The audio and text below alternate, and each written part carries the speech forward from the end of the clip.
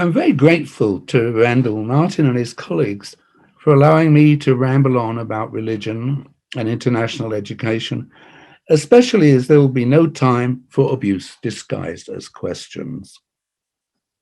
My coffee. Over the years, I've written a lot about religion and education abroad. I've workmates who mistake me for an expert on biblical matters. Indeed, it has been suggested that I am speaking in tongues. Some believe that I spend weekends snake handling. This is not entirely true. I find religions interesting. Faith reflects the diversity of contemporary society. I also believe that we should teach something of holy texts as critical sources that have shaped imaginations across the world. This area of discussion, though, makes colleagues uneasy because international education is by instinct agnostic. Our work is driven by a sense that what we believe may not be the only thing worth believing. What is true or not true is not an absolute for all peoples in all seasons. Those of us with religious convictions tend to cite the words of Jesus from the Gospel of St. John, "In my Father's house there are many mansions." Religions offer a grand narrative that explains the world, but there are two types of narratives. There is a view which encompasses multiplicity and tolerance.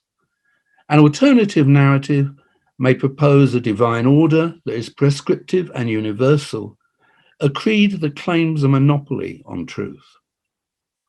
At its most extreme, faith in absolute truth can lead to the denigration of non-believers, the persecution of blasphemers, the Spanish Inquisition, the intolerance of contemporary fundamentalisms.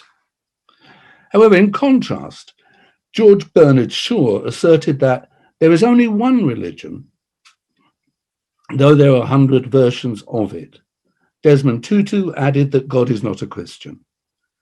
Differences between faiths are explained by historical or geographical context. Now, it's of course possible to have faith without religion. As Lenny Bruce observed, every day people are straying away from the church and going back to God. Religion also raises questions about who participates in international student mobility. There are forms of theological absolutism that preclude engagement in education abroad as we envisage it. We value interaction with those different from ourselves, but in other contexts, that leads towards potential contamination. Now, we are committed to widening participation from underrepresented groups. But to what degree can we, do we, or should we actively address groups whose ideologies conflict with our own? One has a concern with increasing diversity addressed Christian fundamentalists, for example. Diversity is also a subject we teach. My organization operates in cities where the impacts of globalization and urbanization frequently disturb and disrupt students' assumptions. Students learn that diversity is not the same thing in all contexts. When applied to the realities of other countries, an emphasis on race as a default distinction may lead to an oversimplification in which religious dynamics are given insufficient attention. Religion has impacted our world in profound ways, for ill and for good, led to paradoxes of kindness and persecution, compassion and cruelty, love and hate. Wars fought because of faith litter our histories. Now, if that were all to be said, then surely we wouldn't need to linger very long here. But that is not all that can be said. Christopher Hitchens reminds us that, I quote here, religion is part of the human makeup, part of our cultural and intellectual history. Religion was our first attempt at literature, the texts our first attempts at making sense of where we are in the universe. In short, religions raise profoundly significant issues of identity and global history. We also need to think about academic disciplines. Literature in English, for example, was and is decipherable through at least two lenses: the historical context and points of commonly understood biblical reference. Without at least a rudimentary knowledge of biblical sources, much of the literature in English, certainly up to the 20th century, becomes obscure. Renaissance art would also be just a collection of painted figures without meaning. Holy texts permeated lived experience. Without that understanding, our worlds become vastly more difficult to fathom. The Bible, for example, is not just a critical source for literature and art. It's been at the heart of global conflicts for centuries. It was used to justify slavery and, paradoxically, the struggle against slavery. It was used to justify imperialism and inspired anti-imperialism.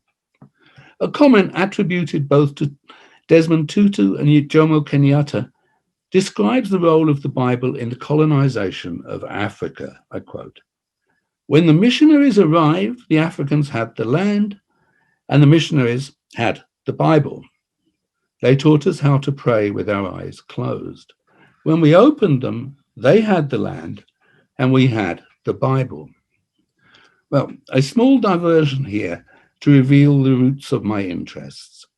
As they say these days, I identify as a Jew, but I do not do many of those things that proper Jews do, and I need a brief explanation. Where I grew up, there were a lot of Jewish kids. There were also kids who were not that keen on Jewish kids. Those kids were always tougher and stronger than us. Their fathers built houses, knew about cars, and unloaded ships. Our fathers were myopic and anxious, tailors or market traders who deferred nervously to our mothers. But that wasn't the worst of it. The aversion of those Gentile boys to Jews was gender specific. They had no problem with our sisters. Jewish girls found their rugged presence alluring. This may have had something to do with the fact that 15-year-old Jewish girls were 18, 15-year-old Gentile boys were 19, 15-year-old Jewish boys were 10 years old. Nevertheless, I had several Gentile friends. Reasonably enough, however, they could not risk public displays of goodwill. They too were subject to their community standards. Our community standards led inexorably towards the misery of Haida Hebrew School.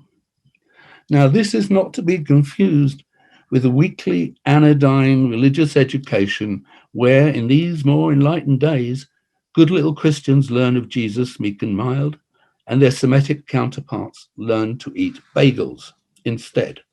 Every evening, Monday to Thursday, and Sunday mornings, we trudged to a shabby annex of a synagogue. There, in a gloom that was heavy with books, history, and pain, we reluctantly encountered the mysteries of ancient Hebrew. This followed a day spent in the 20th century. Gentile kids were not burdened by the obligation to enter the world of Hebraic scholasticism. They were gloriously free to learn the fine arts of molesting our willing female relatives. Despite these inequities, religion has embedded itself in my psyche, a condition shared incidentally by Jews and Catholics. You can lapse as much as you like, but you cannot stop being one. The Irish writer Brendan Behan put his finger on it perfectly. Jews and Catholics do not have history, they have psychosis. Now that is both flippant and true. Despite the absurd comedy of my own experience, I suspect that religion matters in ways that do not depend on believing or not believing in God. The field of international education needs to encompass religions for the sake of our students who deserve to understand the realities in which they live. We have an obligation to ask questions that demonstrate that religion is a major factor in social and political dynamics. It offers alternative ways of understanding the world, profound schisms and divisions, cruelties and compassion in the name of God, a force that divides and unites humanity.